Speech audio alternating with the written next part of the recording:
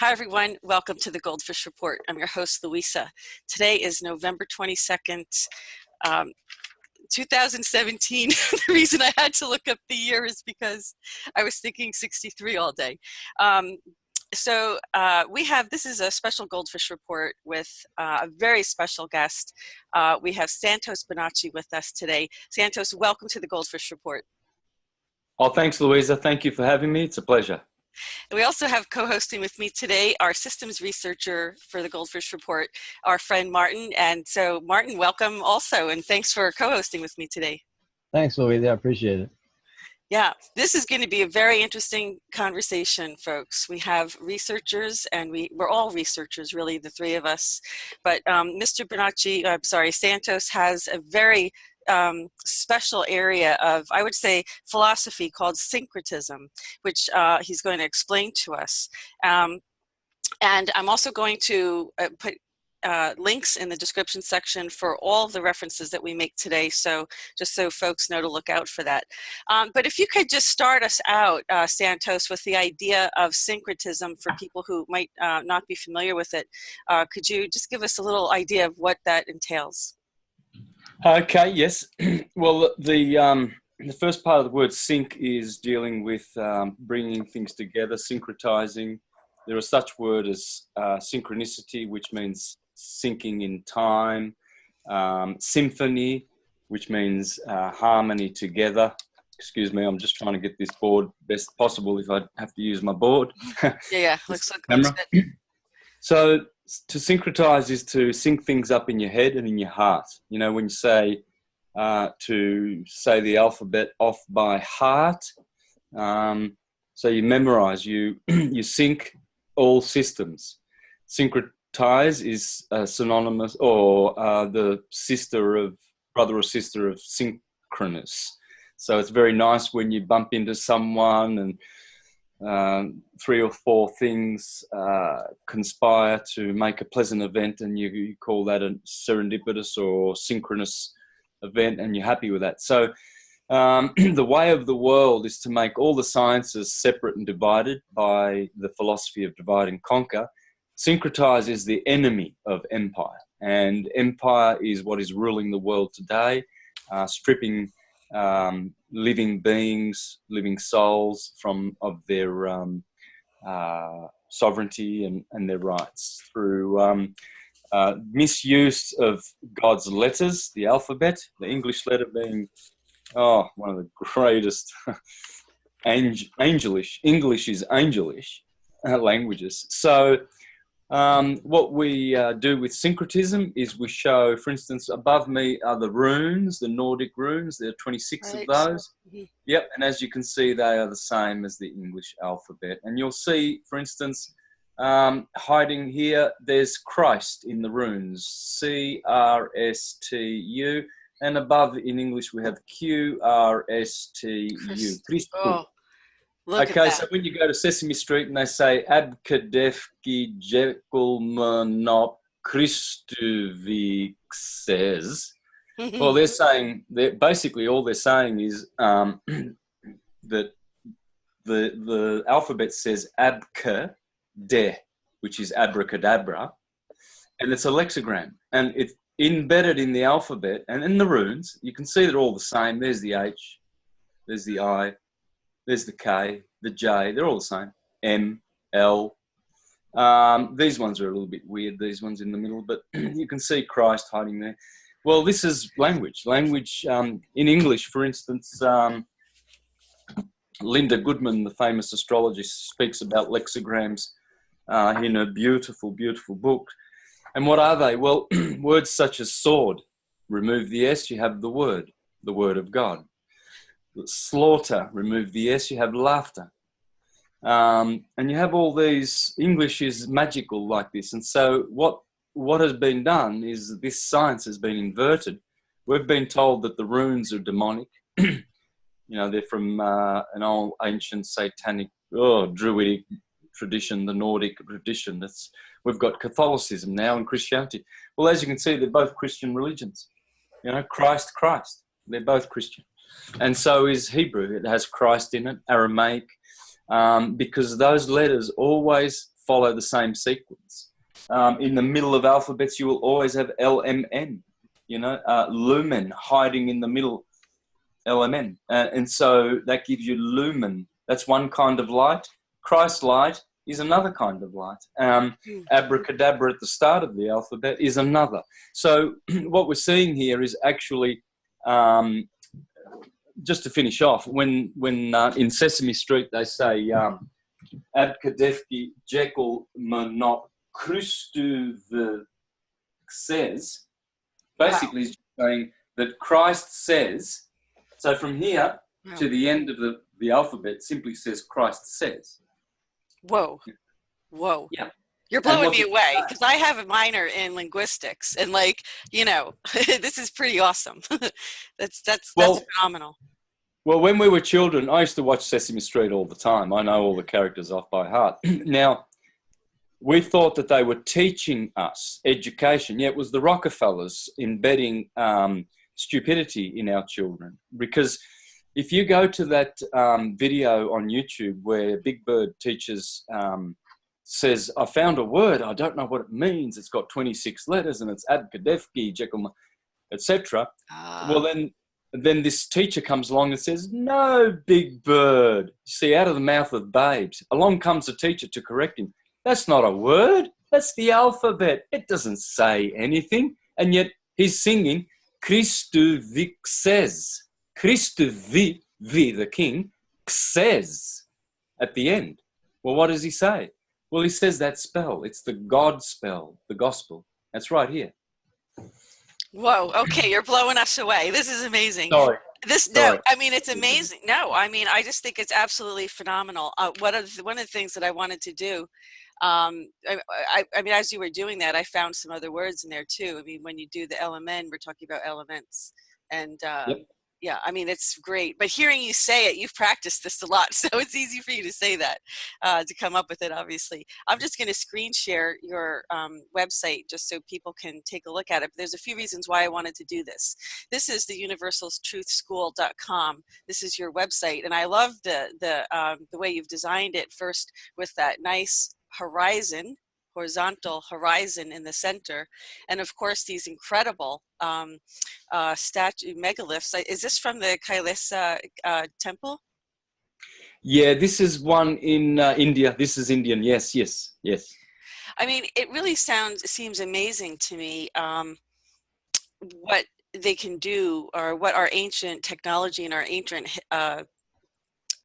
wisdom did, and it seems like we lost this. Didn't they carve this entire temple out of one stone? How could they do that? How could they have been so more advanced than us today, yet this kind of teaching is being obscured? So it's like that wisdom and knowledge is not allowed. I mean, this is what I'm trying to say.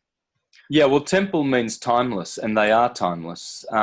Tempo is time, and L is the fluid liquidity of the current of electricity, and hence circles and cycles. Hence, a temple means an eternal timepiece. And so they are. And you can't say, that a lot of these academics and historical people, will give 5,000 years to the pyramids and blah, blah, blah. They're timeless. That's not how time works. Time lines are inserted here and there willy-nilly as the demiurge and the archons wish. We're living in a timeline now. It's called the Julio-Gregorian, and that will fade away one day. It will wither like the grass, and then a new line will be inserted. As we can see, it's happening right now. Well, let me just screen share another image of this temple. And the reason I want to is because on your website, you describe that the philosophy, do you mind, is it right? Is it appropriate to call it philosophy of syncretism? Yes, it is. Okay. Yeah.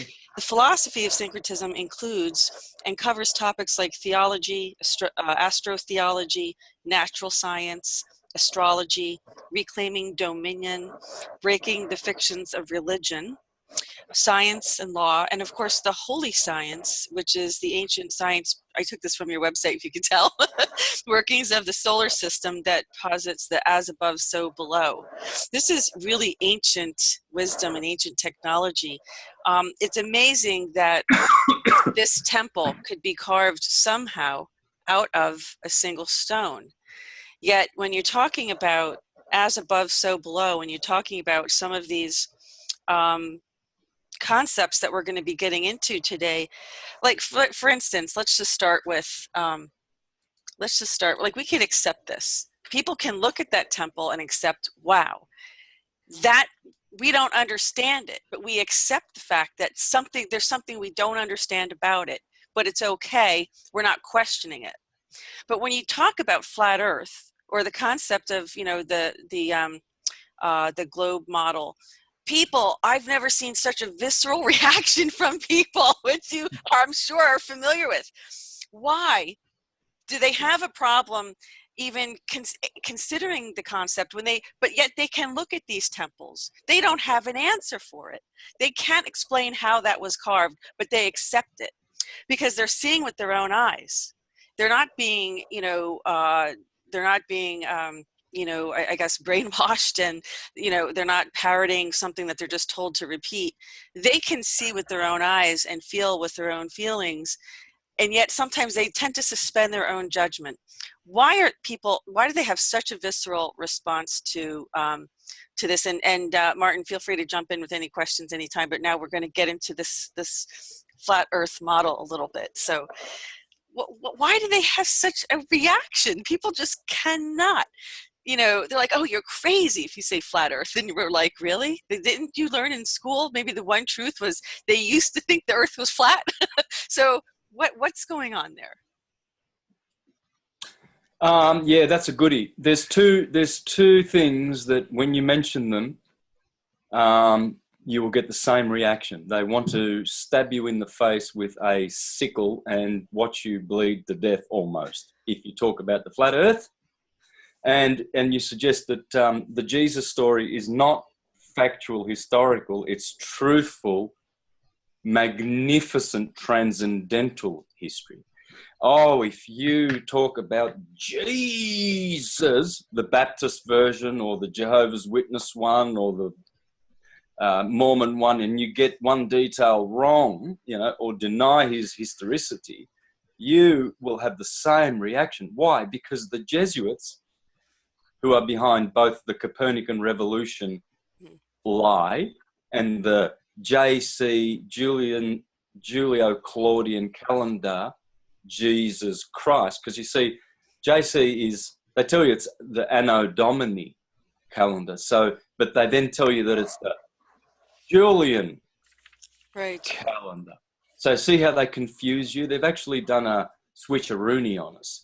They've made a historical vicarious savior which never would be conceived by the gods. Such a stupidity that we cannot save ourselves. We're waiting for someone to come and wipe our bottoms and change our nappies.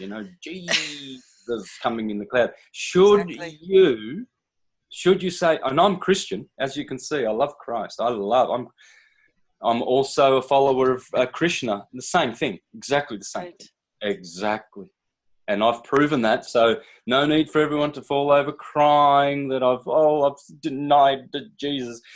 To deny Jesus is great folly, and never would I ever do such a thing. I'm definitely a Jesus and a Christ individual because I know what they are. They are truth. They're not fact. Well, sometimes when you get into the conversation, when you broach the subject with people, what I've learned is, excuse me, that they don't take it to the reasoning behind the argument. And I'm not here to convince anybody of anything. I think what we are planning on doing today is to present evidence and to present the critical thinking to analyze this. And viewers are going to come to their own conclusion, however best fits in their reality. But this is a war on truth. There's no question there's a war on truth on this planet. What are they hiding? I mean, some people say, what do you really care? It's not going to change whether the earth is flat or round. What do you really care? Because it's not going to change what I do tomorrow. And I said, well, It could. If you knew, why would they lie about it? And that's where the whole, egg cracks open. So can you take it from there?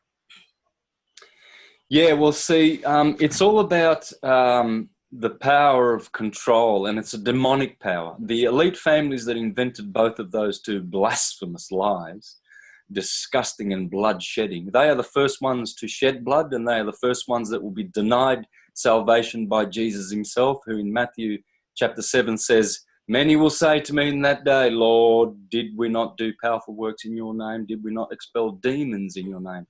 Did we not perform many powerful things in your name?" And I will say to them in that day, "Get away from me, you workers of lawlessness. I never knew you." They are the first ones who will be rejected by their own Jesus, who they kill for so bloodlustily. So you said syncretism is this uniting of the interrelatedness of things, and that it's the opposite of division and duality. Or I'm sorry, yeah. Disunity. So that's really kind of the program or the narrative that they're trying to push here. So what we have to assume then, that this is the opposite, that there is something very special about humans. There's something very special about Earth and what we're doing here. And that's the secret that they're trying to hide. But what is it? What is the secret? Well, you see, the true cosmological model is obviously one of those things. That's the secret. They've been hiding it since since the Counter-Reformation and the papal bull of the Farnese family, Pope Paul III, who was, in fact, who Copernicus dedicated his book to, Farnese being the most powerful Persian family in the history of history, okay? They still sit in the Vatican and tell Fidel Castro's a Farnese, put it that way, okay? Now, these families, the Farneses, who made all these papal bulls of enslavement and who sent their ships over the Atlantic to conquistador, yeah, those families, Columbus, Cristobal Colon from the Colonna family in Rome, papal bloodline. They were fighting with the Orsini family. They became the Columbus family. They've got a lot of plantations where you live. One of them's called Washington District of Columbia, British Columbia, Columbia Pictures. All of those are owned by one papal bloodline. These are the families who tell you all the lies. The Jesuits were created by the Borgia family, conquistador family on steroids, with the Farnese family. Borgia, that's where my mother comes from in southern Italy, a town called Borgia. I know that name very well. Spanish satanic bloodline, love shedding blood, love making plantations for slaves to work in. And those are the Columbus family, the Orsini, the Farnese. And they created the Jesus lie. They tell you themselves. I can give you thousands and thousands of quotes ad infinitum by these very same families telling you that they pulled a beauty on humanity with the Jesus BS, historical, unfactual, proven to be unfactual, proven in courts lie. I can prove it. They've only got four. They've only got four historical. They've got Tacitus, Pliny the Elder, Suetonius, and Josephus Flavius, the Flavian Jew. Funny about that. A Roman Jew writing history with mentioning Jesus in one little sentence. So all the Christians are hanging their hats on these four spurious, very dubious, post-redacted insertions in the historical timeline that prove nothing. You can't take it to court and prove that Jesus is historical. There's nothing there. There's no historicity to it whatsoever. But it's not that it's a useless story. It's an astrological, Jesus has 12 disciples, 12 postals, 12 posts of the zodiac. It's all the same thing. Jesus is Jupiter Zeus, who is Thor, and our Thor has 12 knights around his round table. It's all the same science. It's Christian science. There's nothing historical about it, only that it has been around for all of history. What is this, like ancestor worship here or something? I mean, are they? Yes, it is. Yes, it is. Ancestor worship has been witch hunted by the Vatican and Empire because we are disrespecting our ancestors with pseudoscience, and not by having the runes. These are sacred runes. This is how we got to know the letters of creation. They are Kabbalistic powers unto themselves, the letters. Check out my presentation called Etymology and the Futhark. The Futhark is that word there. Yeah. Ark. See that ark? Yes. Well, there it is there in the runes. Futhark. Aries, Taurus, Gemini. It's the ark of the lamb. Okay? Hiram. Hiram Abith. Hiram above. Cerebram. Sarah Abram. It's all... There you go. That's unbelievable. And I'm trying to keep it simple. Really trying to keep it simple. I know you are. I've listened to many of your presentations, and I know you are. But we're going to get into it a little bit deeper. Because as you're talking about these Black nobility families, and they're called Black nobility for a reason, right? Yep. Yes, because of two things. Their deeds, black deeds, and because they are Phoenician, dark-skinned, Moorish descendancy, because the Phoenicians were the first ones to write alphabets and maritime law. You see, so when Rome destroyed Carthage, the mistress of the then seas in the Punic Wars, she now became Mary, the harlot who sits on many waters, the maritime ruler of the world. That's where maritime law comes from Mary. At Rome, Mars is embedded in that word. War, the patron saint of Rome. Go ahead. Sorry. No, that's okay. This, at some point, though, is that as you're describing the time frame of these families, when did and why did Copernicus kind of start to? What was going on at that time that they needed to start changing the model of the Earth and the universe, and just how the whole thing, the geocentrism, and how the whole model. I mean, it's a completely different model.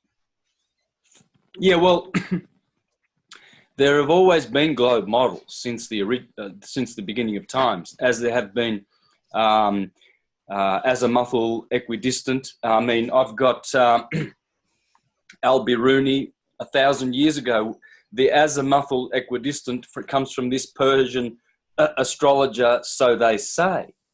Okay, so when you look at the AE map and you marvel at its stereographic projection, and you still think you're living on a globe, well, you have to know that both models go back way past Copernicus and Al-Biruni.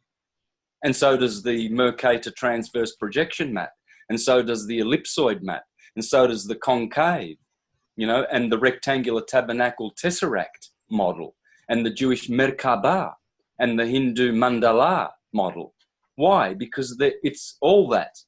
It's a torus, and so it wasn't that he invented the model. It's always been there because they're all useful models, to project out, and because you can never, no map is 100%, no map is, 100% accurate on a flat horizon which has mountains and valleys and stuff like that. Any projection's going to have certain weaknesses and distortions and exaggerations and compromises and what have you. So all that happened was the revolution was that he made the Earth move, because prior to that, the Ptolemaic geocentric model had a stationary Earth. So it was the Ptolemaic revolution. It's based in that stupidity of the model, not the globe. It wasn't his model. Okay, it's been around since freaking Aristotle, and and way back.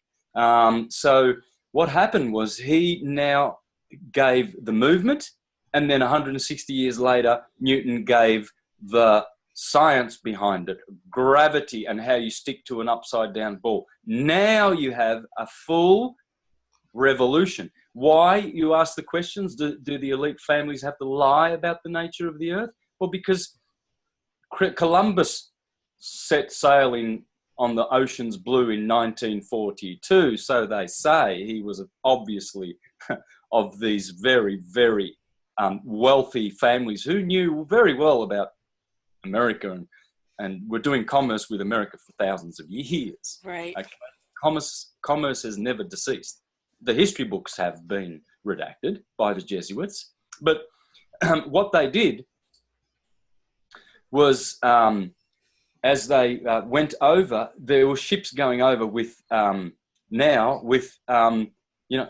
Puritans and folk trying to get away from the Inquisition, scientists, witches, astrologers who knew that there was no revolution. The earth is stationary. Obviously, it's a no-brainer. You can't see it moving. You can't feel it moving.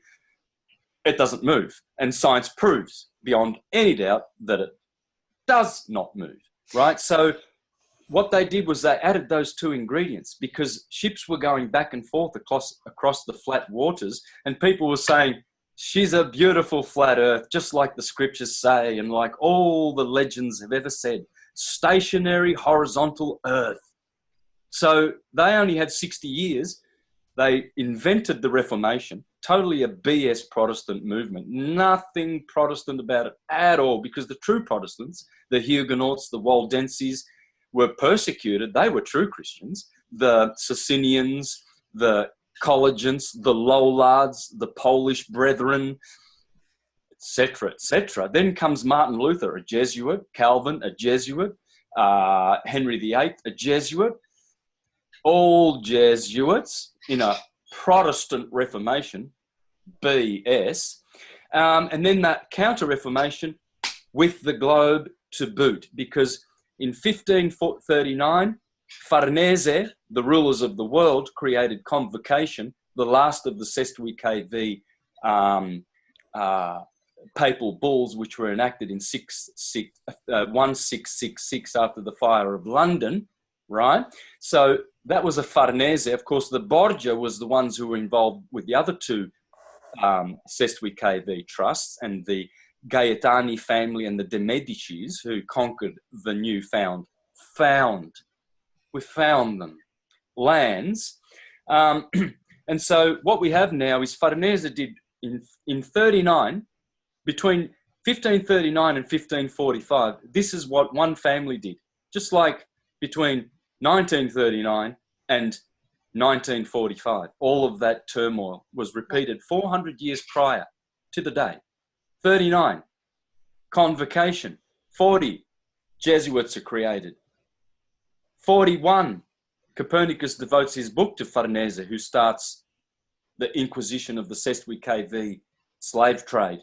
Slave trade, they were slave traders and pig farmers. That's what they were, all of them.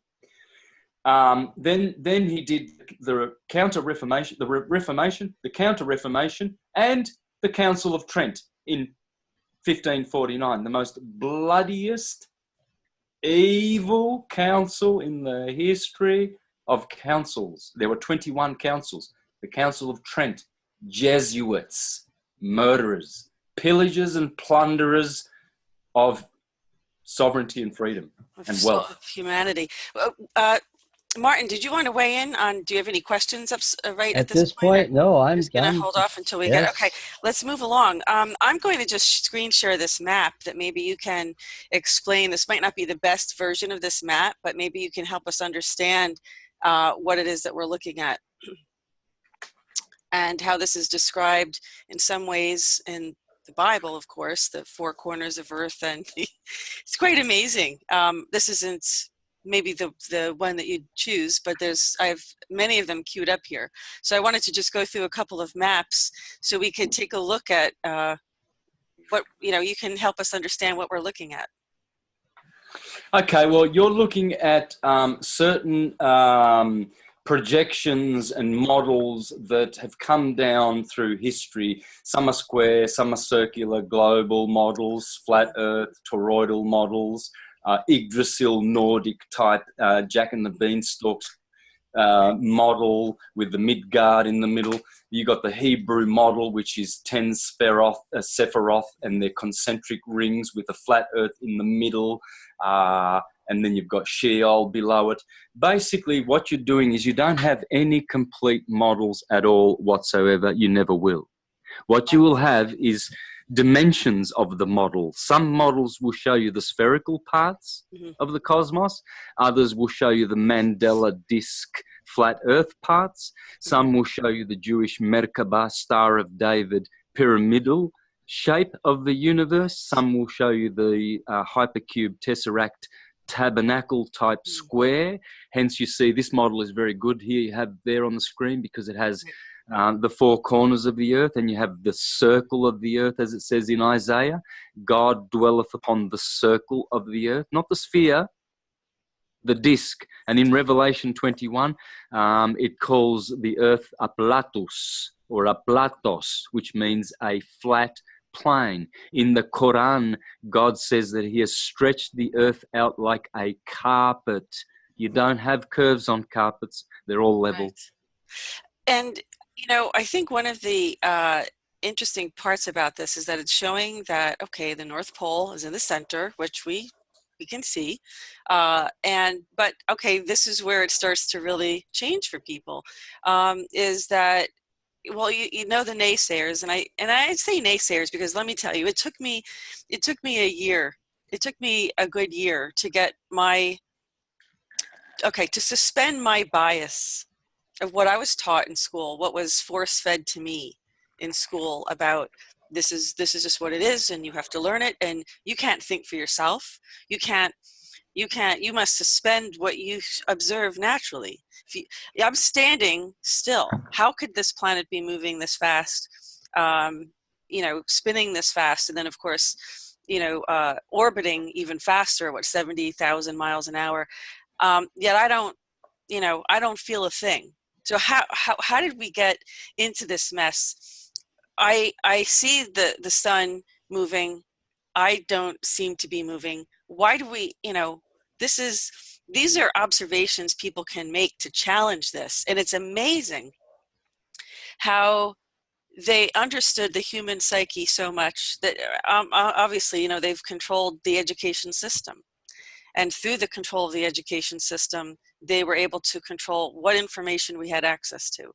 And when you generally accept this has been the truth all of your life, and then one day someone says, well, you know what, this isn't real. That's why they have that visceral reaction. And I did too. I mean, I'm from the same, plane as everybody else. So it did take me a long time. I sat on the fence for a little while, but once I started looking at the evidence in a way that I could understand it. So the thing about all of this evidence is that, it's, for some people it has to be presented a certain way. For other people it has to be presented a different way. We're different learners. So, yes. Right. That's why I'm really happy, and I'm very grateful that you took this opportunity to join us on Goldfish Report, because I'm trying to look at it in the more artistic, creative way, but also I'm trying to balance it because I really want to look at the evidence, and I want to say, use critical thinking. But I also want, I also know that for me, I'm more of a spatial learner, a visual learner. So I needed to see the maps. I needed to see it in my face to see what the evidence was that I was overlooking. And of course, the first thing is that one of the problems that I had, what really got me started on the research was, okay, we can't be spinning because the constellations never move. I mean, they change according to season, but, and of course, according to the month, but they're always there every year. It's predictable. Now, it can't be predictable if we're steaming through the universe, at 70,000 miles an hour, spinning 1,000 miles an hour. I mean, come on.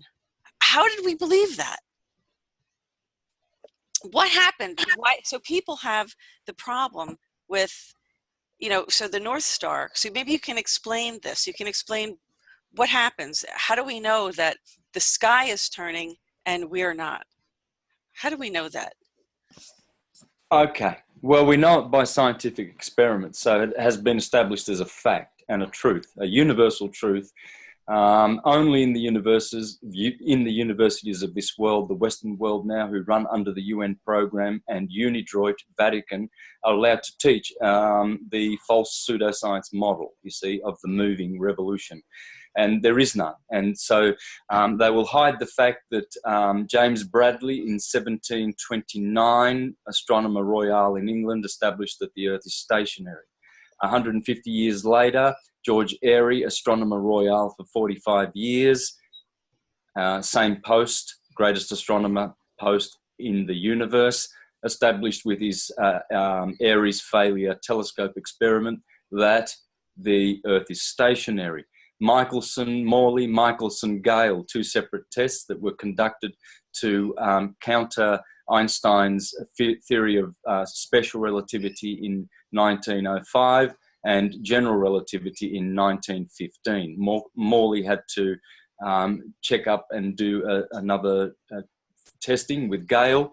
And in the meantime, there was another guy, Sagnac, a Frenchman, who was establishing and has established with proof, scientific repeatable proof, that the Earth does not move.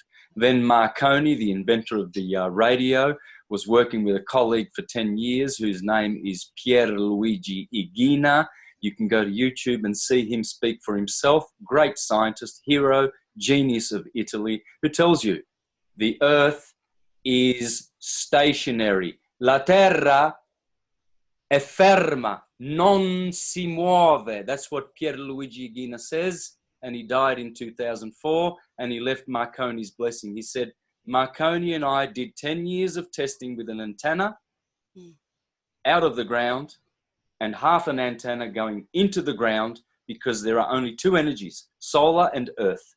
And Marconi and he discovered that the solar energy is rotating magnetically in the ether clockwise, reaches the earth, turns its spin, goes anti-clockwise in a negative, and returns to the sun, its source. And in between that sandwich is all manner of creation and vibrations. And he said, we discovered by measuring and putting a strobe light on the two currents of energy that the Earth does not move.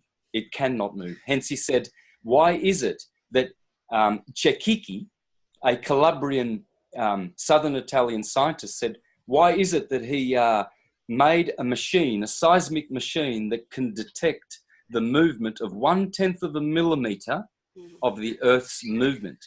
If you can make a machine as a clumsy human being that can detect 1/10 of a millimeter of movement of the Earth, then he said he asked the interviewer, he said, you tell me, does the Earth move if Cecchi can make a machine that detects the alarms go off if there's any movement of the Earth 1/10 of a millimeter? And they tell you that we're orbiting around the Earth at Mach 89. Yeah, right. And my hair doesn't move. It's amazing. Mach 89. Can you imagine the G forces? During the day, you'd be compressed, and at night, you'd be sucked off the back of the Earth. Period. It's quite amazing. But I think what it was the misconception, like what's keeping us, the whole gravity model. The problem with it was, I think that was when I started to look into this, and maybe you can explain it a little bit more, was that this centrifugal force, that's the theory that holds that's the theory that holds the pseudoscience together. That's the force that holds the pseudoscience together, right? The centrifugal force, because in experiments that I saw, and thanks to YouTube, I saw that the only reason that a ball, if you spin a ball on a string, or I think that was the model, if you let go of it, it's going to go in one direction, but if you hold on to it, the pressures are equalized. It's maybe I'm not explaining it right, but I think you know what I'm getting at. Can you go into that direction and explain the problem with gravity and this whole centrifugal force issue? Yeah, it's all push and pull. It's centrifugal divergent magnetic energy of the vortex, which is half of the uh, conjugate eternal coexistent principles of the universe. One is force and motion, and the other is inertia and acceleration. So you've got centrifugal divergent magnetism, and then at the other hand, you've got centripetal convergent dielectrical lines of flux lines of force or acceleration. Gravity is only, it's like the fourth element of the three fields, the universal modality fields, which are dielectricity, magnetism, and electricity. So what's gravity? Where does that come? Well, it's like a ghost. It's like, yeah, I mean, it's a good word. Grave means heavy, leve means light. So gravitate, levitate. It shows how buoyancy and what's the other law? Density. It just describes how they the mechanics of it. It's not an explanation. Gravity explains nothing because gravity, in a sense, it doesn't exist. It's dielectric voidance or dielectric acceleration, which exists, but it doesn't apply to the Earth at all. The reason why we fall down to the Earth, it's not about dielectricity, gravity, and anything other than we are in the medium of air. If we're in the medium of water, well, then the gravity would be relative to that. You know, we'd bounce. Our steps would be slower because it's condition dependent, and it's not. And so, but if our body's in air, the condition is different, so we can move around better in the air, right? And so we see that. So the floating and the buoyancy and the density operates different, and we can see that's not gravity. So it is an issue of buoyancy and density, and yeah, go ahead. Yeah, well, the flux lines are going both ways. So there's pushing from on high, from the sun's rotating magnetic field. It always has a pushing atmospheric pressure to it, you see. And so what we call gravity it's a good word. I like it. I don't think we need to replace it, but it's like giving, reifying a shadow. We know that there's nothing in a shadow. The body that is casting the shadow is real, but my shadow, you cannot reify it. It's not a thing. It has no principles and attributes. Well, it has attributes, but it's not a principle. There you go. It has attributes. It's colder in the shade. Yeah, that's an attribute.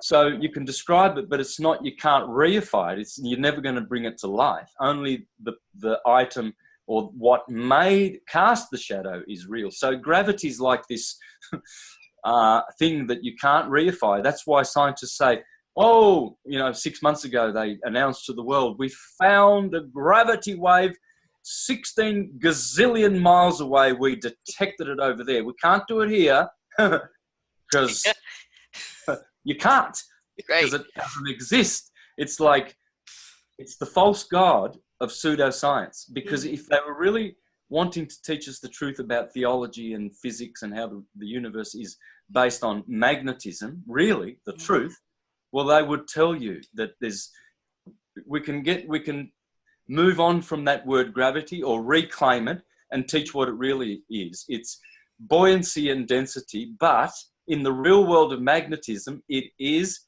dielectric voidance. Well, this is loaded. There's so many questions I have. Okay, so we have the technology to detect this signal that's a gazillion light years away. But why can't the Hubble telescope turn around and take a picture of the Earth for us? Well, this is the thing. You know, there's many ways to see that there's something wrong with the current model. Many ways. It's scary when you look into it. And if you're honest, you will start doing the right research, you'll humble your heart. It's very hard for me to humble my heart when in 2014 people were sending me flat earth videos, and here I am poncing around the globe trotting. I went to England, I went to Ecuador doing syncretism with the globe model. Yes, and we're flying around the globe. Very hard for me to sort of say, right, stop.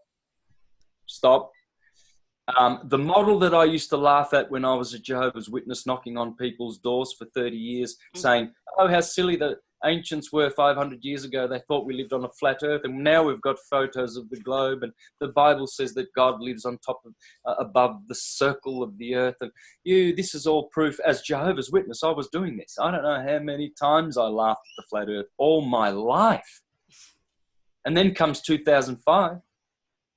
And I just came out with it, right? It's not something, you know, I didn't lose. I didn't have followers or listeners because I don't want them or ask for them, but I lost in the sense that they followed my work. I lost thousands, you know, big bunch, and many of them attack me viciously and what have you. But isn't that the job of a researcher? Isn't that what we are required to do in due diligence, to search under every stone for the truth? Even the one where the priest says, well, don't look under that stone because the devil's hiding that. You just come to our books because our publications have the truth in them, don't they? Yes. And you can put money in the contribution box while you're at it, can't you? This is the false. These are the satanic priestcraft who have infiltrated the true churches of light and truth and insinuated themselves and perpetrated the left-hand path of, you know, flesh eating and ejaculation.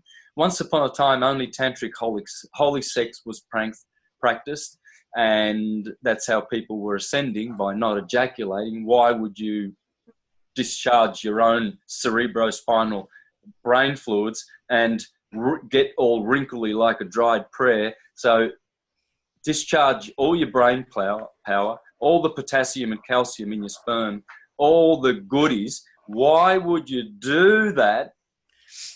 Insanity. And they also introduced eating of dead carcasses, which is vampirism, which is meat eating. Imagine that, call that meat eating when they go to restaurants. So we'll have a little bit of pork tonight. Do you mean dead pig's bum? That's the true definition of what you are ingesting. A dead pig's ass. So you are what you eat, yeah? Yeah, good. For sure. Those are the two most demonic practices, other than the teachings of the Jesus buffoon vicarious salvation, hocus pocus, and the upside down spinning revolving home that we live on. Apparently can't prove it. All the science tells you that it's stationary. Even your own senses do.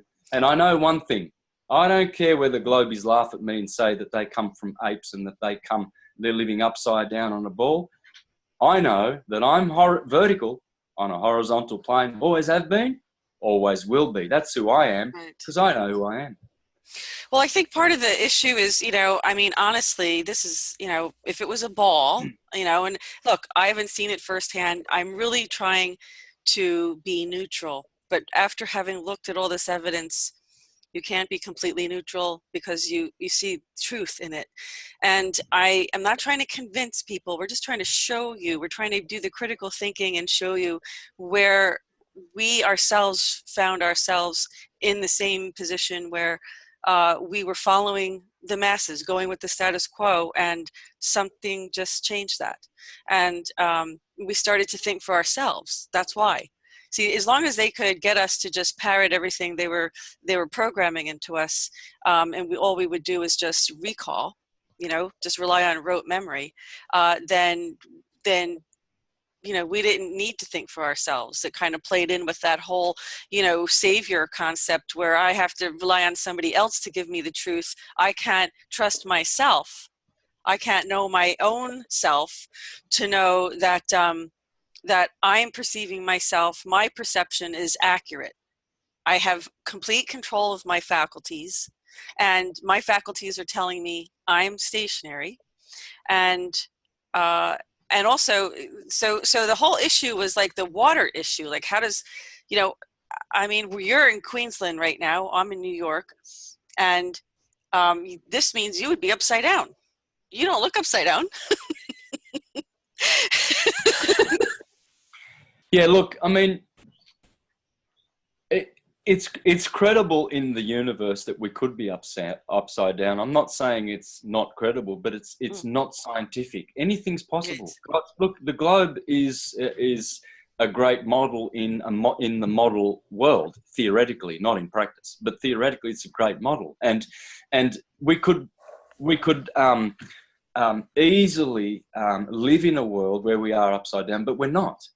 It's just not scientific. It could be in another system, but in this system we know, because we've done the scientific tests, we are not upside down. We never are, and we've never moved on this earth. The only movement we get is a couple of seismic reactions when the earth has a bit of a nudge, and that's not very nice. They're called earthquakes. Well, let's look at this. You talked about buoyancy before. Let me, and Martin, feel free to jump in, when you have questions or comments. Even a comment, Martin, that's perfectly fine too. But, the whole idea of density, it's all about, I guess the whole model, if you really want to just look at it, the model about density and buoyancy. So the question is, okay, it's the gravity that's keeping all this massive, and just I don't know how you can calculate the weight. We know how much water weighs. We've seen, thanks to the Weather Channel, people being washed away in flash floods that are, 1-2 feet high. Water is powerful. How, if we're on a globe, does this water stay on this planet? So that's the first question. But the second part is, it is about density, isn't it? I mean, you said we're in air. So since our bodies weigh more than air, we don't float. But you take a helium balloon and it floats. But where is that same pressure, the helium air in the balloon? Where is that same massive pressure holding this massive amount of water on the planet, but not on the balloon? And how can that helium escape? Because it's the lightest, it should be sucked in the first. Right? Exactly. So these are the fundamental problems. But let me go to what some of the other side kind of the arguments they say. Well, Earth is round because all the other planets are round. That's the first one I get. What do you have to say about that? Yeah, it's true. They are round. Yeah, but a dollar coin is also round. So is a concave bowl round. We don't know whether they are concave, convex discs. The Egyptians always called it the solar disc. The Romans call it Sol Invictus, the disc, winged disc, etc. Yeah, they are round because that's all we can see. We've got eyes here that are limited, and all we can see is the torus, the compressed torus, which is round. We can't see the tesseract in counter space, but there's a tesseract surrounding the sun, a tesseract surrounding your body, a hypercube, yeah? And there's also a mandala, and there's also a merkaba. You are a merkaba. In fact, in Turkish, they say merhaba, which means, it's a greeting. It's a salutation because they're saluting your body, which is a merhaba, which is a Jewish word, which means the vehicle of your body, which is a torus field. That's why you have a torso, a thorax. These are all Thor words, because you're a torus field and you are a Jupiterian, field of magnetism. And so when we look at the planets, so-called, the ancients always called them sonoluminescent beings. In fact, Ptolemy of the geocentric model, which was good enough for thousands of years, said the planets, the wandering stars, are entirely luminous. But now NASA says, no, Mars is no longer entirely luminous, just like we used to believe it's a rock, and we're going to go there, aren't we? And we went to the moon. We proved it with all those photos that we showed you. That should be enough evidence. And the fact that we had a game of golf up there also suggests that, we're rather, sportive and clever, aren't we, when we go to the moon? Yeah, all packaged in that tiny little module, right? And also a space buggy and golf clubs and all sorts of things. And, of course, the cameraman was already there waiting for the landing and managed to get some snippets on that nice Kodak's old analog film for us to be digitalized and sent all 220,000 kilometers. Great GPS system, satellite GPS system to do that for us. Thank you very much, Stanley Kubrick and crew. And so they've got all the proof, haven't they? You know, we're so convinced. The evidence is outstanding. People were laughing at the moon landing back then, all the intelligent ones. They said, ain't no human going to go with a body to the moon, please. Well, let's look at this. What about this Van Allen belt? Is this what you would call the firmament, or is this something, we know there's a radiation, or we're told. I mean, look, we rely on what we're being told. What is I mean, Admiral Byrd, you know, and I do have some footage of this that I want to play a clip of in a minute. But Admiral Byrd's expeditions showed that when he tried to circumnavigate Antarctica, he kept and he, you know, in these documentaries, he was really very, very meticulous with keeping track of his charting his course, and he was off every day by 18 degrees, every day by 18 degrees, every day by 18 degrees, until what he realized was he traveled 60,000 miles for him to make that complete circumnavigation. What does that tell us? I mean, that's not, Antarctica is not that big from what we're told, but that, but I think people should just try to look at that historical footage, and then they find, well, and they say, well, where's the edge? How come we don't fall off the Earth? So while you want to comment on that, I'm going to find this clip, and let me just see. You know, well, it's like saying, you know, it's what is so ludicrous is really globies who are upside down laughing at verticals who are horizontal and balanced, and they're going to fall off the edge of the Earth. How do you do that? I've never fallen out of my bed. It's horizontal, I know that. Right. But if I put it on an incline, I probably would fall off. If my bed was a ball, I'd probably fall off, but it's flat. So you don't fall off flat things unless you're an idiot. And I don't think idiots go out exploring because they're idiots. Intelligent people go out exploring so they don't fall off. Well, I'd like to get your feedback on this. I'm going to play a short clip here, and good thing it is a nice little disclaimer here for fair use copyright. Google and YouTube, please take note of this, just in case I needed to have to point that out. So I'm going to, I hope the sound is going to be okay. We're just going to play just a little bit of this, just so this, I can turn this up. There is. Now, the North Pole is the center of an ocean 10,000 feet deep. The South Pole, center of a plateau 10,000 feet high. The North Polar Sea is surrounded by continents, slightly frozen. The Antarctic continent is surrounded by a belt of ice, frozen seas of at least 1,200 miles thick.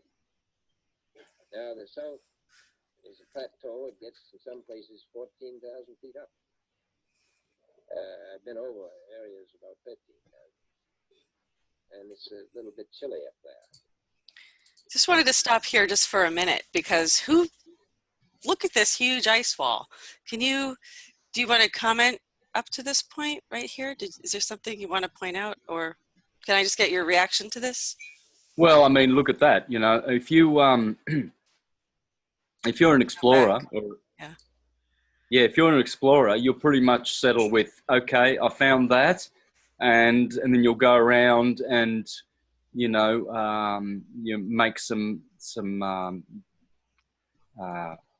notes, of course, and then you probably come back with a greater expedition and go beyond, like Admiral Byrd's friend, Sir Captain George Hubert Wilkins, a Tasmanian who went 5,000 miles, according to him, beyond Antarctica and found their lands which are not known to us. That's Sir Captain George Hubert Wilkins. Well, let's take a look at that. I'm going to screen share this one too, because I do have a clip of that, and maybe you can, you know, explain what's going on here. This is from Admiral Byrd's secret expedition, they called it, where they finally discovered these mountains that they weren't expecting to find there, and among other things. Were you able to hear? Was the sound okay on that, or? Well, Yeah, a little bit louder would be better. okay, I'll give that a try. So I'm going to 20. play this, and then get your reaction to this.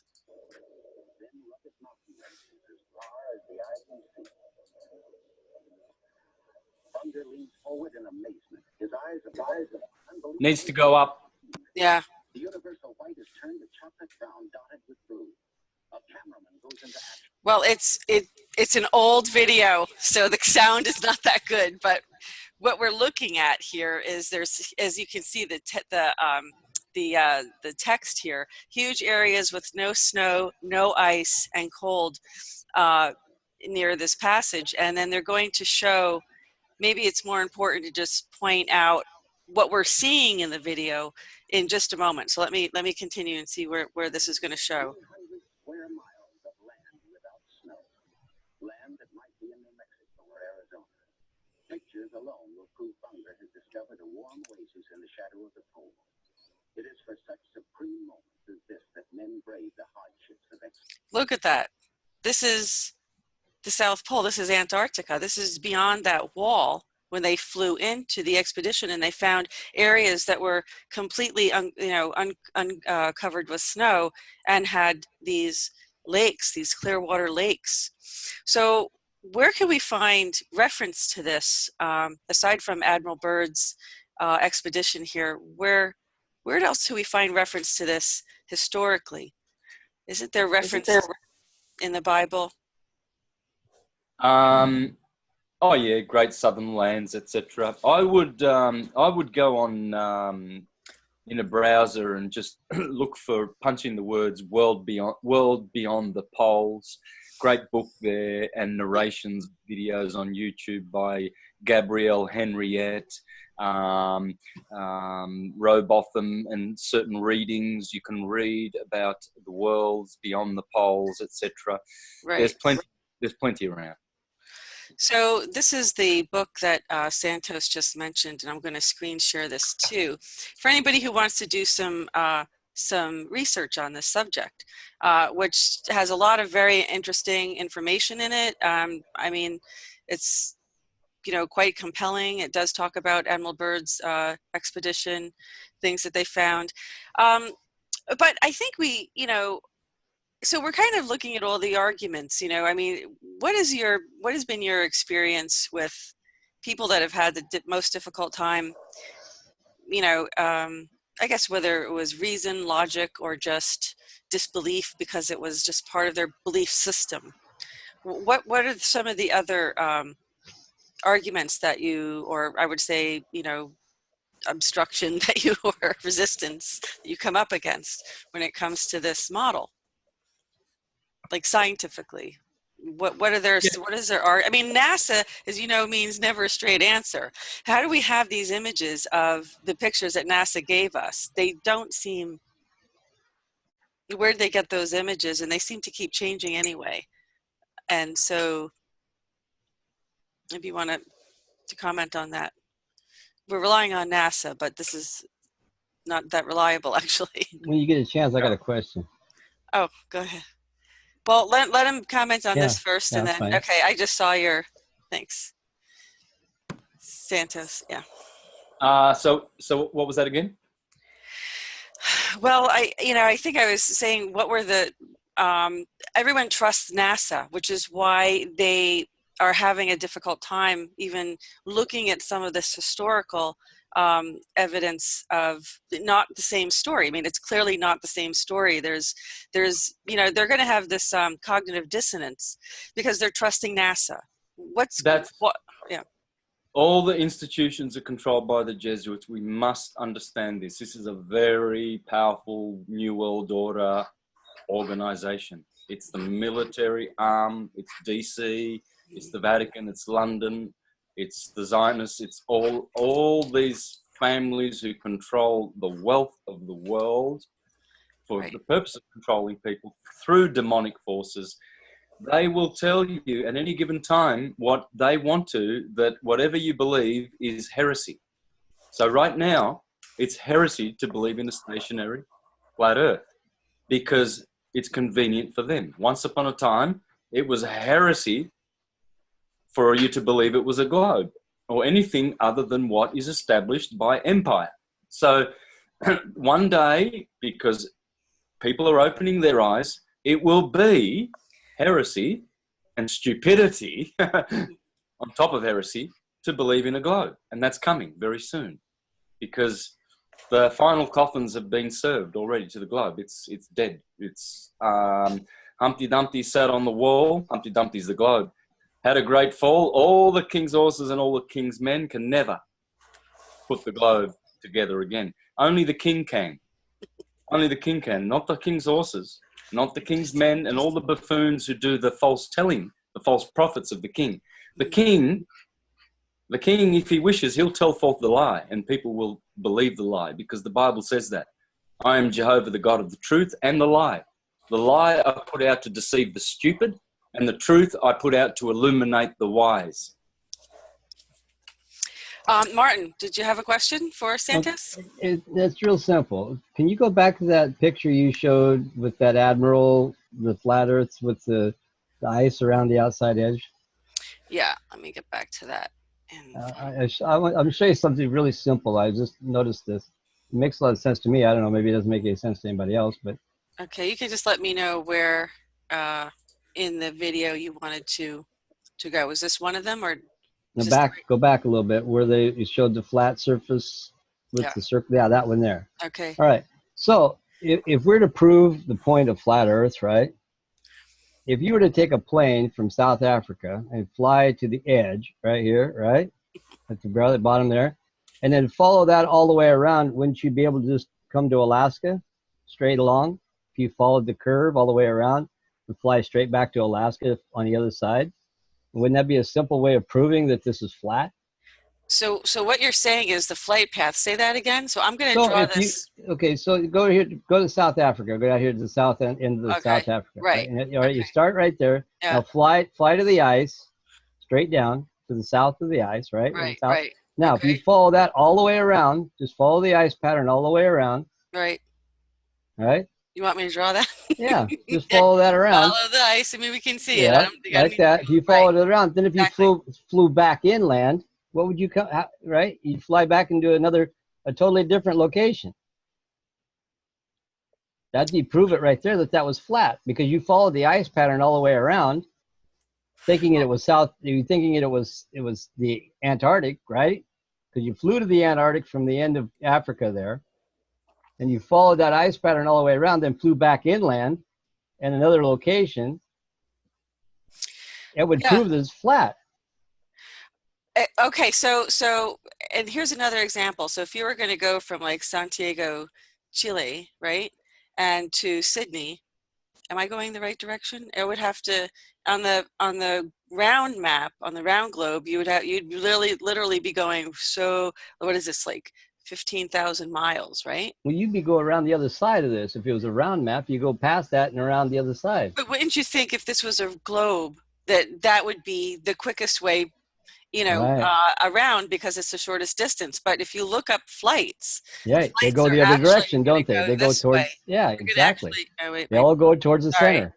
Yeah, they're going to go this way. So Santos, what's going on with these flight? What are the flight schedules? I'm sure you've looked at this. What are they really telling us here? Oh, well, look, I mean, there are, when Columbus discovered the Americas, he discovered the currents. I forget right now the names of those, but anyway, south of the equator, there are currents going westward.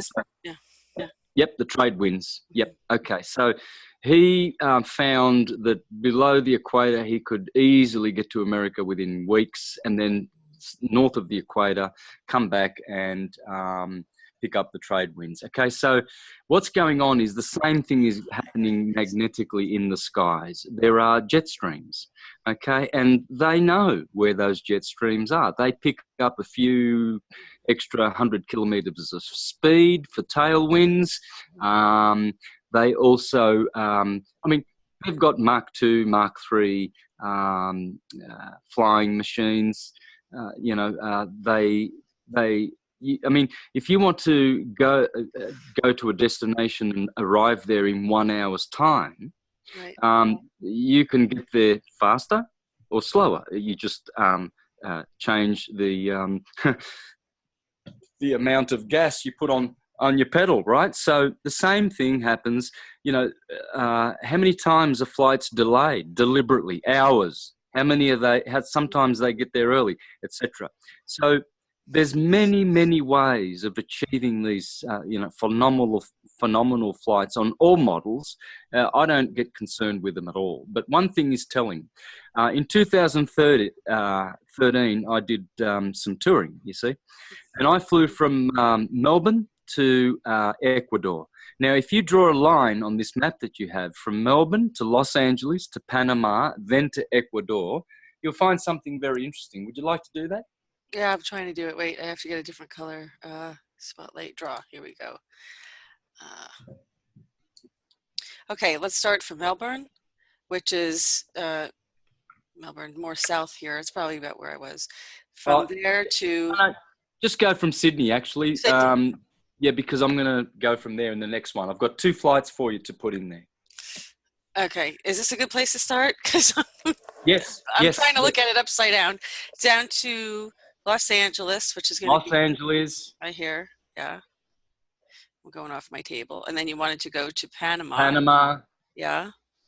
I had to do all of this, and then right there. That's it. That's where Ecuador is, right there. Yeah. Leave it. Can you see that's a straight line? Right. Now, I remember saying to Johnny Guzman in Ecuador, who arranged the tour, I said, please get me a transatlantic flight straight to Chile and then up to Ecuador. It's faster. I don't want to go to Los Angeles, Panama, and freaking Ecuador, man. I don't like these stopovers. And he couldn't do it.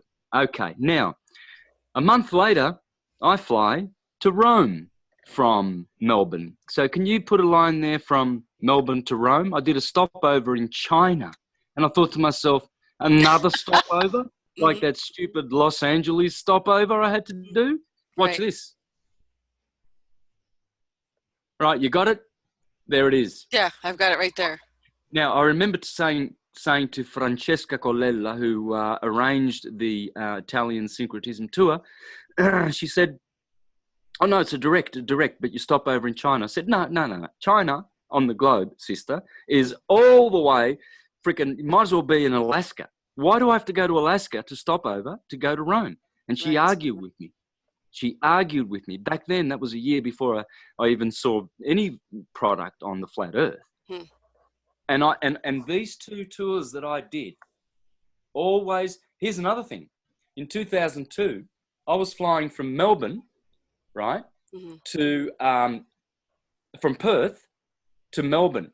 That's one side of Australia, the western half, to the east. I was flying east into the sun. Perth to where? Where were you going? Melbourne, right where you've got that green line going. So it's kind of, here's a pink line. So I'm That's drawing. it. So I'm but, trying to meet another color. Well, no, leave it red, but the red line's too low. Perth is sort of more in the middle. Go up more. No, not Melbourne. That's Melbourne. The other side. Perth, you mean over here. Yeah. Okay, yeah. Lift it up. Well, yeah. I can't really. All right, let me erase that and I'll do it over. I'll do it over. Let me erase it. Okay, I'll do it again. I'll use yellow this time so it's a little bit more obvious. And do my arrow draw. My arrow. So we're going to go right about here. Perth? I thought it was a little further south, but you're saying it's like more in the middle. So yeah, no, it's there. Yeah, okay, right there. There we go. Okay, good. Okay, now here's me in the late afternoon, 3:30, 4 o'clock, right? So you know what's happening, don't you? It's evening. Now, I'm in a jumbo jet, 30,000 feet, thereabouts, I don't know, high, really high, looking down on the flat, very flat Earth, and in front of me for 180 degrees is pitch black, dark night, right? Now, so you do this with your hands. I looked that way out the window, and behind my hands was black, and in front of my hands for 180 degrees was Behind me was the sun setting, pure daylight. I saw, and many others in the plane who were taking photographs and gasping. Everybody was going, oh my God. Because not only did they see the delineator, which you can see clearly on the flat earth how it works, there's a delineator. Because the sun's rays have reach. They don't go forever and ever like they say. They don't travel because light does not travel. Okay. Hence, hang on. Then, this proves we live on a flat earth because for 180 degrees behind us, not only was it daylight and darkness pitch black in front of us, but there was a rainbow on the horizon arcing a whole 180 degrees flat. Now, we know that an arc, a rainbow is an arc, hence it has a curve, but it doesn't bend on its lateral axis. There's no bending. So you can't have a rainbow arching and bending to suit a globe. It was flat, and it was a very thick belt. It was like about 3 or 4 degrees sitting on the horizon for 180 degrees behind us. A rainbow, pure, the most brilliant rainbow I've ever seen. Everybody saw it. I don't remember why I didn't photograph it. I've never been one for photographs. I've never liked to have photographs taken of myself, etc. Anyway, I didn't. So you have to take my word for it. That happened. Oh, I believe it happened. And I mean, we're not talking about a sine wave here, right? Over an axis. That's what you're saying. You're saying that's right. It can arch, but it cannot bend on a globe. It can't have 3-dimensional arching. No rainbow can. They are 2-dimensional. Okay, Martin, you had a comment before we started. You were talking about the light rays. Oh, you yeah. want to bring that up? Yeah. Well, the rays of the sun. Yeah, because I was looking at a bunch of videos today, and I noticed they talked about the light rays shining through the clouds, and if they come in at an angle, and they did trigonometry, figuring the angles that if the sun was as far away as they say it was, there wouldn't be any angles coming off the sun, because it would be a straight line by the time it got here. So so they did a calculation, said it's only 3,100 feet from the Earth because of the way the light rays shine when it comes through the clouds. And it was interesting because that makes sense that if it's traveling in a circle, not traveling around, it's traveling in a circle, then it's only traveling, it only has the ability to travel 3,100 feet, right? From the sun to the Earth. Yep.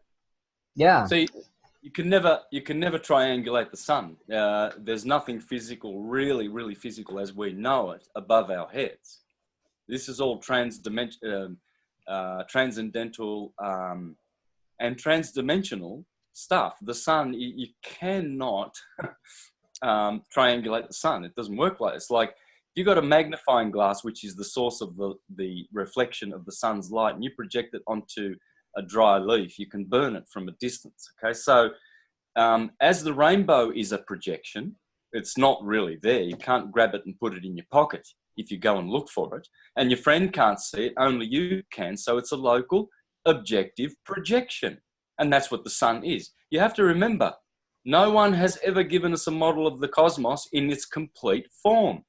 All they've done is replicated the cosmos. Hence, the Egyptians said it was a Merkabah, so they venerated the pyramid. The Jews, they said it was a tabernacle, so they venerated the tesseract and the cube. The Islamists, they've got the Kaaba, the cube. The Jews have got the Kaaba on their head, the phylactery. The Kaaba is the square part. The Christians have a cross because it's in the shape of a man, and man is the measure of the universe, as above, so below. Hence, the universe is a cross. It's a torus field. It's a tesseract. And this is how we do this. I mean, you've got to just be able to, use your sacred geometrical wisdom, which we all have, and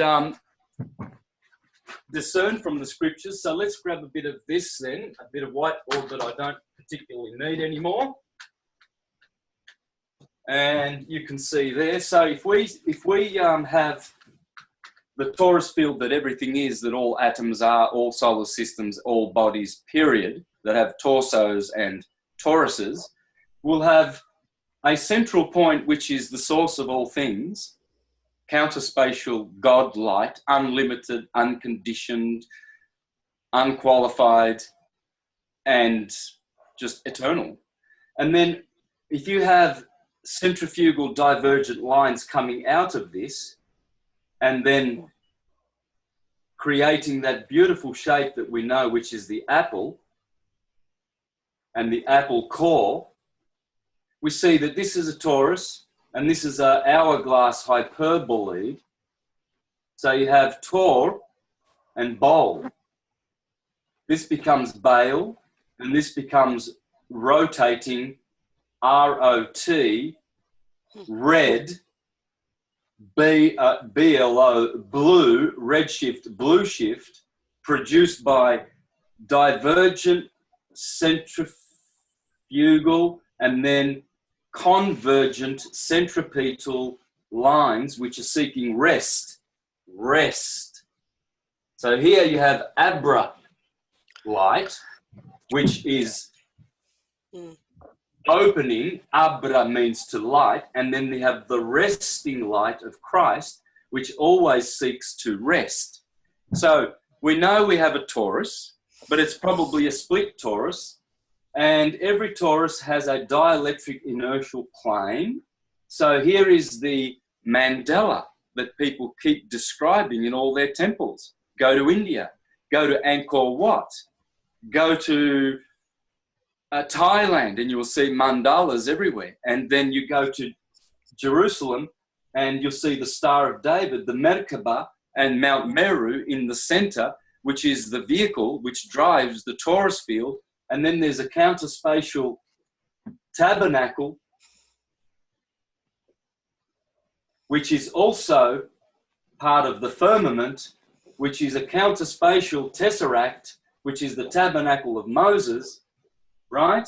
And then you have the cross, which has its Christian counterpart, will have the cathedral will more or less represent the legs will be here of the cathedral, and then you'll have the top, and then you'll have a cross like this, and all cathedrals have this shape. And this is not even half of the models within models and torus fields embedded in torus fields and tesseracts, spheres and encompassing cubes, which are encompassed themselves by spheres in counter space. There's many more of these. Okay, this geometry, I'm sorry, sorry to interrupt. Are you talking here about the, like what the Knights Templar, what the Masons, the Masonics did? They knew how to build these cathedrals with this sacred geometry. Okay, please take that and go where, because I don't know where you're going to go exactly, but I have a feeling you know where to go with that. How is this related energetically? Yeah. Okay, well, the people who have the sacred science of cosmology, like the Jews, they call this, they have their Sephirotic 10 spheres concentric sphere model, and it's also harmonizes with the Ptolemaic model, which was around before Copernicus, same as the Bible model. So the Jews, the Bible, the Torah, astrology, all correspond with this. They all have a tabernacle. Yeah.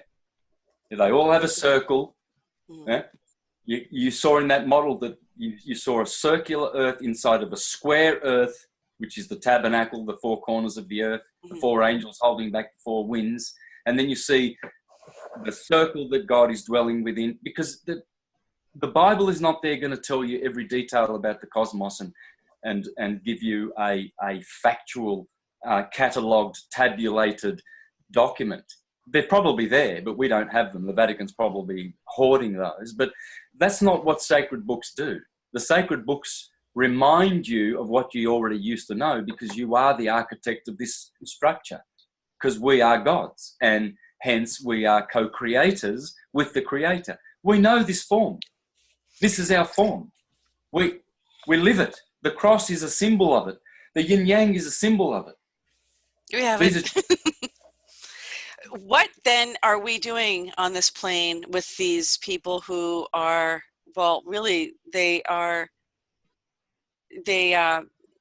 have complete contempt for us. They have a depopulation agenda going. I mean, what a train wreck this is, and this is where we're going. We're on a train wreck, and I think that we have world leaders now trying to come together and create some peace, create a more even currency, because unfortunately we have to deal with currency on this planet. We can't just be born on this planet and for the sake of our birthright be entitled to food and shelter that is already provided on the planet. So the thing is that, what are we doing here with these people? What on earth plane are we doing here with them? What was our purpose here to begin with? What does this model really tell us about us, about ourselves? Well, that we are transdimensional. You see, in here, this is our body. Your body's like this. You are this cross. When you unpack a cube, you get a cross.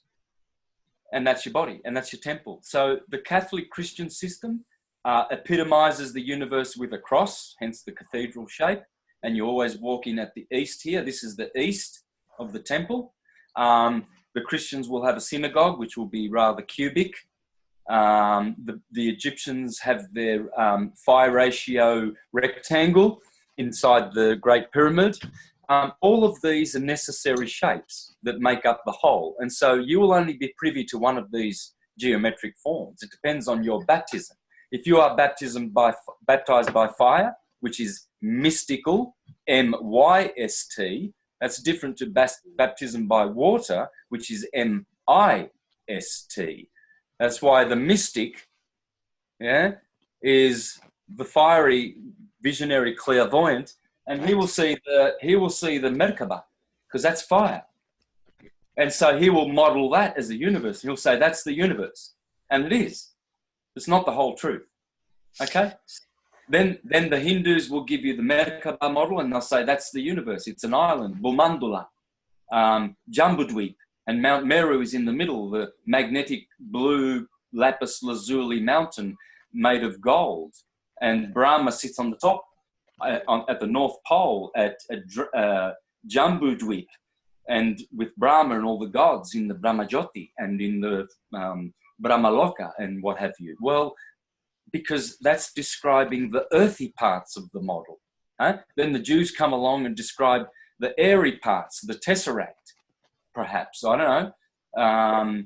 And then someone will do the watery parts, the Taurus field. But it's all there. It's just that what you see today, you don't see tomorrow. You read a book one day and it's beautiful. Then you decide to read it the next day, and you didn't realize, did I read this book yesterday? I don't remember reading that. Right, kind of jumps out at you. But in terms of more of, I think, more of a divine, or maybe more, I guess what I'm trying to get at is, if we're on this round globe and all the planets are globes and we're in this endless, I used to have a picture of the Hubble Deep Field behind me all the time until I replaced it with our logo. But, oh, you're laughing. But that tells us that we're one among gazillions of planets, and there's nothing special and there's nothing unusual about us or this plane or anything like that. Whereas the flat Earth, or plane, I should say, and I think you and I mentioned this. I talked to you, I was messaging you. This is like our globe model. It's really more like a snow globe, isn't it? Where we have like this firmament, and we have this plane here, and we're vertical on the plane, but there's this firmament here. So yeah, it's globe if you want to look at it globe that way.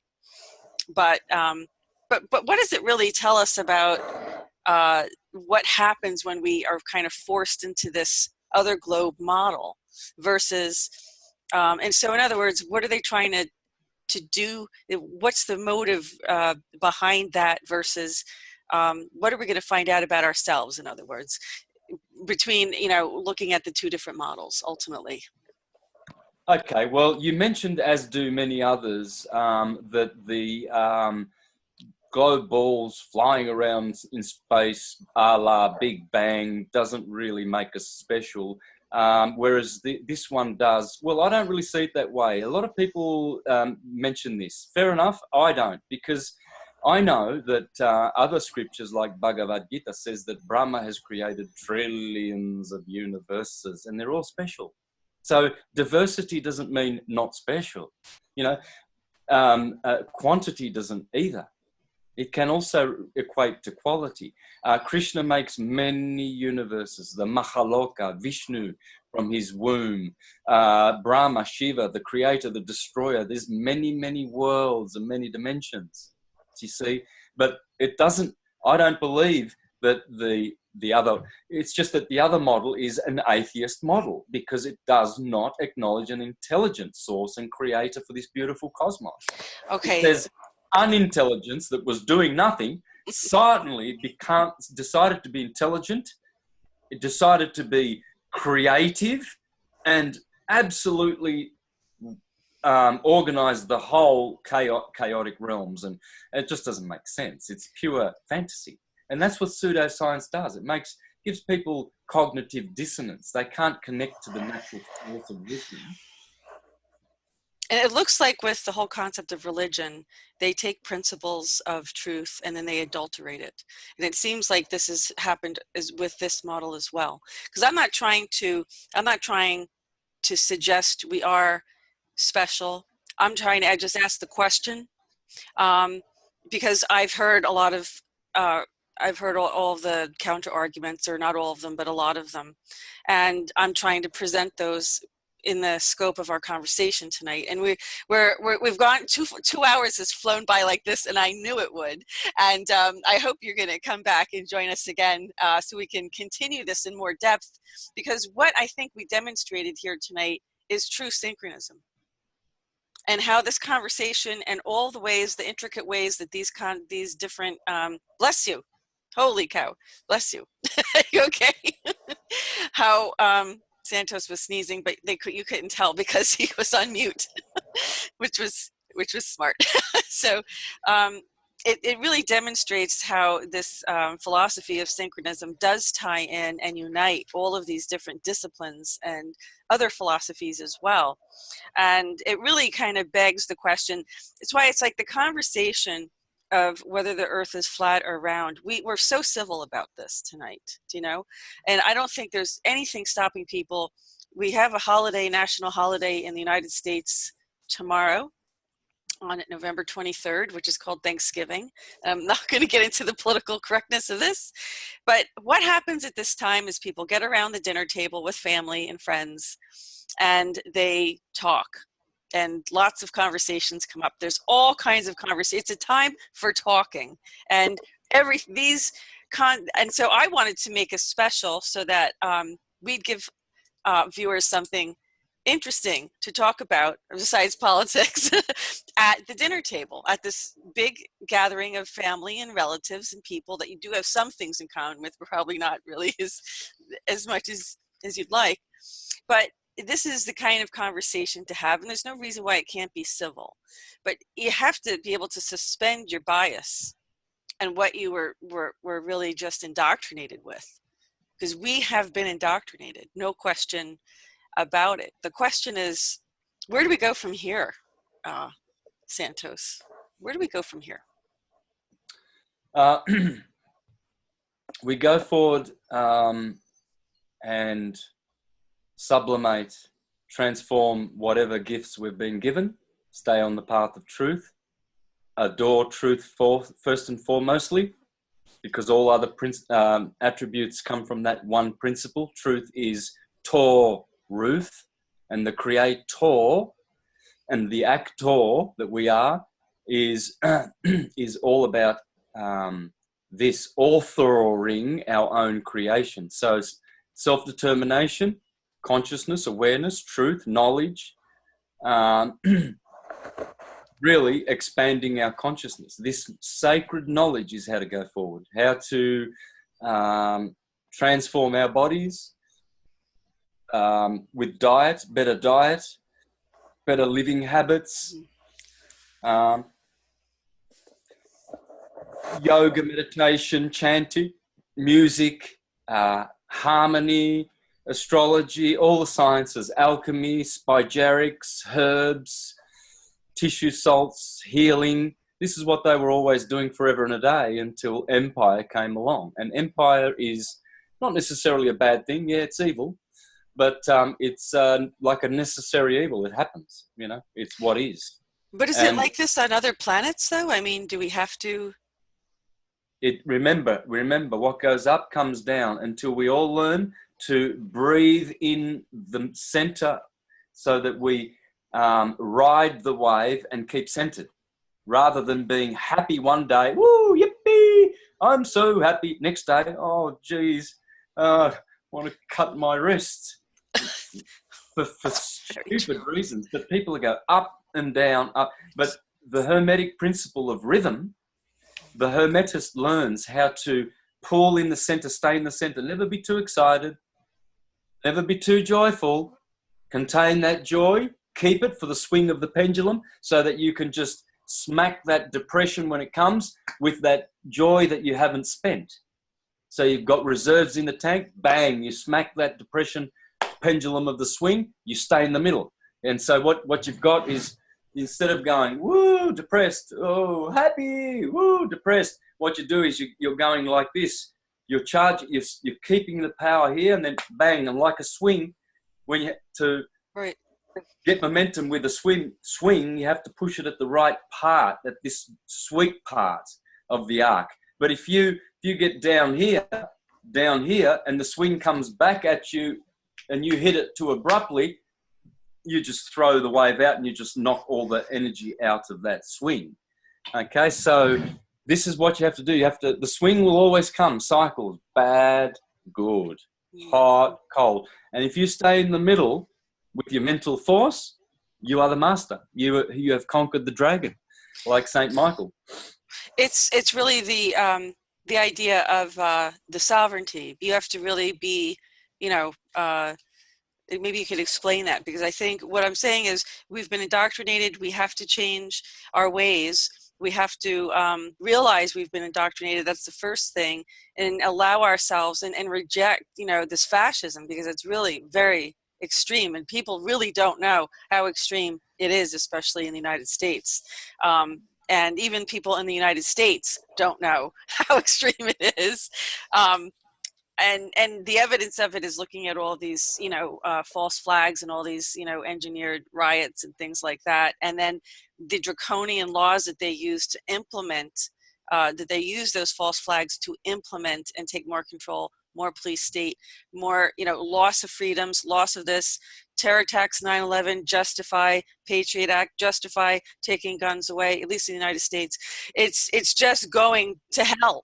I mean, and we need to stop. And we're going to, the globalists, the deep state, who's, by the way, getting a good kick in the cabals, if I should say, with, President Trump, we're hoping to clean this up, to change it so we can return to our sovereign natural state and natural being. But let me start working on closing this up. I don't even want it to stop. I feel like we could go for another 4 hours, but I know we need to stop. And the next time we're gonna take it from here. We're gonna keep going even further out. But let me ask Martin. Martin, you've sat so quietly and patiently, and I know you've enjoyed every minute.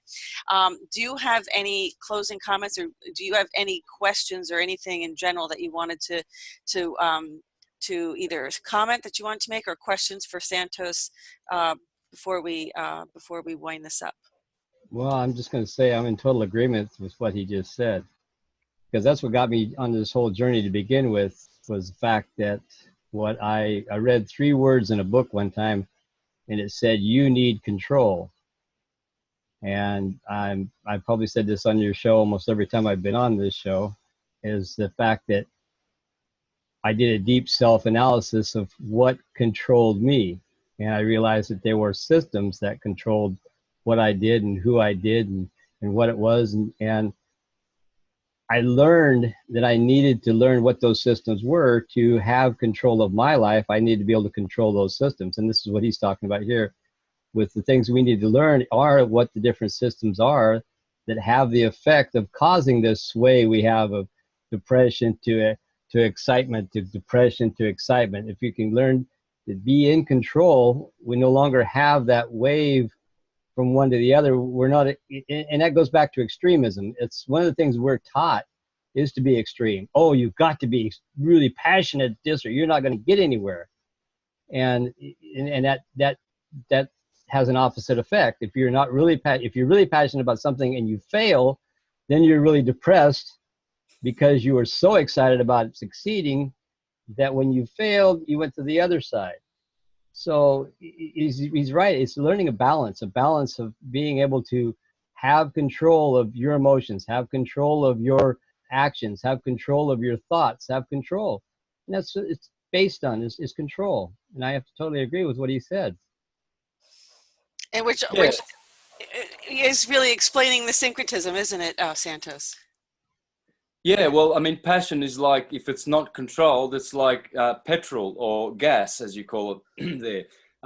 It's very handy, but it's not handy in your garden on your plants. It's got to be put in the channeled in the right thing, like in your car, so you can put your foot on the gas and go from A to B. So passion is like this, you see. So you don't want to waste it here and in the wrong areas. You've got to hold that petrol for when you need an emergency for your car, and it's a reserve. It's not to be thrown into the garden. It's not to be, you don't leave the lid off so it evaporates. You protect that reserve. And so it's the same with your happiness. As soon as you're happy, don't think, oh, wow, I'm going to be happy forever now and I'm just going to enjoy it and show everybody and just expend my happiness and express it. Yes, it's good to express it, but watch how you do it. Because you could be just over-expressing it and overdoing it, and depression will come a smack bang as hard as the happiness did. So hold a bit, don't waste it, don't throw it in the garden, don't put your foot on the juice too much, just hold it and contain it, because it gets stronger and stronger and stronger, and it doesn't get it's more stable. It doesn't get as so mutable, coming and going, and you never know when you're going to be happy next or sad next. But it's by design, though. I mean, it's like by design that it's put us in this, like, chaotic, spasmodic kind of, we're so busy just trying to take care of our day-to-day needs. I mean, so many of us are in survival mode that, you just, so the idea of trying to stay balanced and centered. So here we have this idea of meditation. Then would you recommend, and what kind of meditation? How do you meditate, and how do you meditate? And what do you recommend to people? Because they could really use some, and myself too. I mean, I'm always distracted. I mean, trying to meditate is kind of like, if I do it late at night, I fall asleep. So I know I have to do it during the day when I'm awake, and but not when I'm in the middle of the day when I'm already involved in so many other things. So it really should be like first thing in the morning for me personally, but for other people it might be different. But what can you recommend? Yeah, meditation, of course, is the supreme way to correct and transmute all the things you don't like about yourself or want to improve, because you go to the quietness where you can contemplate objectively everything correctly and see, by being alone with yourself and letting your mind see you properly and honestly, and then you'll know what to do. But many other modalities are available. Music, learn to play a musical instrument, learn a language, learn astrology. All day long, I am chanting, singing, dancing, playing the guitar, doing syncretism, meditating all day long. There's not a moment. I do not have jobs. I don't do jobs. I do work, good work, alchemical work. That's why I came here. That's why we all came here. Jobs are just underbroke. They're a diversion. Empire created the concept. No one is supposed to regimentedly do 9 to 5. No one's supposed to do jobs. It's unnatural. It's totally unnatural. We're supposed to work. Birds wake up in the morning, we wake up, we go and forage, get some food, we go and play a concert of music for our friends, we go and dig some potatoes, we work. But we have to take care of ourselves. So in terms of maintenance of our system, for our own, biological system that we each inhabit, our vessel, we have to maintain that. So yes, in terms of the maintenance of our vessels, and that's been, also, I would say, hijacked by design too, by forcing us into this, what you're saying is this unnatural system that messes up our circadian rhythms and things of that nature too. And you're right. And, maybe you could, maybe next time, and I don't know if you, I don't know if you like, being spontaneous and improv, but maybe next time you could grab your guitar and play us out as we finish up our interview, or maybe next time you could do that for us. So we'd love to hear some of your music. Yeah, for sure. I usually like to warm my fingers up because, well, like anything, a sportsman likes to warm up his calves and hamstrings. Just but I can do that for sure. I've been doing it all my life. I've never really included syncretism in my musical work with syncretism directly in any presentation, and other than to describe and explain things about music which I know, which are helpful for syncretism, but it is a part of it. To be a complete philosopher and syncretist, you must know many crafts and arts and modalities of life expression. You can't be continually just embracing ignorance and not wanting to know the science of light. So, yeah, the more the better. Music. Now, in meditation, the Om is chanted, which is a tone. It is a frequency, and that unites, and aligns all the frequencies in the body. So it makes perfect sense that this is completely related to music, because the music, and of course I'm a musician and I play the piano, but I'm a composer. So for me, I understand the harmonics and the harmony, and musicians do as well. I mean, understand harmonics and harmony, things like that. And there's no greater therapy for me than sitting in front of my piano, which is like my vibration box, and just, recalibrating. And I think that's what it does. I mean, it recalibrates the frequencies that you've experienced throughout your day, like you said. And I'm just trying to give some background to what you're saying, because throughout your day, you get attacked. Well, we have all these electromagnetic frequencies. We have frequencies, radiation from our computers. We have so much bombarding us. It's so hard to stay in tune. It's so hard to stay in that, I hate to say status quo, because that's such a political term, but you said balance, stay in balance. But I can't imagine us having this conversation without experiencing some toning, some music, some examples of synchronism. And I think music is an example of synchronism. And so next time, I mean, unless you want to, I could always put this on pause and give you a few minutes to warm up, or we could just do it next time. You just let me know which. I'll have a go next time. Thanks. Very good. Very good. Yeah. I know. I don't usually, I'm doing this thing called Fishbowl, which is kind of like a little gathering on Zoom. I started doing it at my 100th Goldfish report, which was, well, this is 160 today. This is our 160th. So, Goldfish report, but on our 100th, we did this little special fishbowl where a bunch of our previous guests joined us, and some brought their guitars and sang and strung along, and we just hung out, had a good time, because this was a really eclectic group of people who didn't even know each other or never met, but knew of each other, and had a great time just kind of shooting the breeze and sitting around with the guitar. And it was just beautiful. It was just really beautiful. And I really can't wait to do it again. And I have to slow down and take it easy too a little bit, but this is exciting stuff. And Santos, I can't thank you enough for joining us. I'm so glad that we had this chance to meet you and to discuss these incredible topics that I feel like we just scratched the surface on these things. Yeah. Yep. I mean, That's you go far deeper into these topics. I've heard on previous interviews you've done. Yeah. And what I like about it is finding the relationships between everything. And when I find them, I try to put those things together. And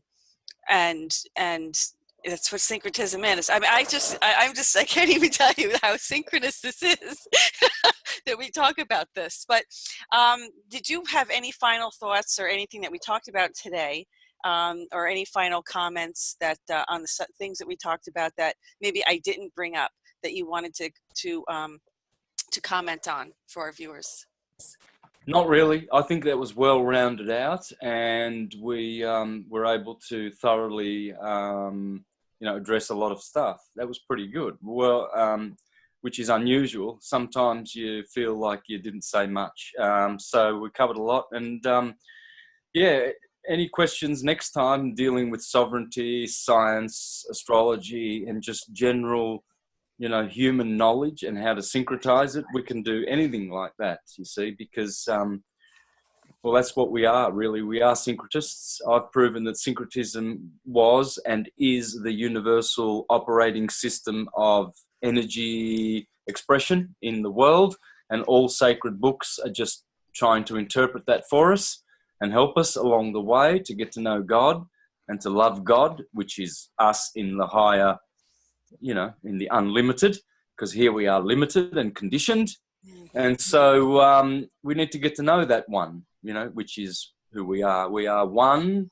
We are inconceivably one with difference. That's what the relationship with us and God is. We are inconceivably one with God with difference. So rather than celebrating the difference and the individuality and the separateness in the terms of atheism, because there's nothing wrong with individuality and diversion and separatism and what have you, but when it becomes disconnected from source and unity, then everything goes unbalanced. So that's what syncretism does.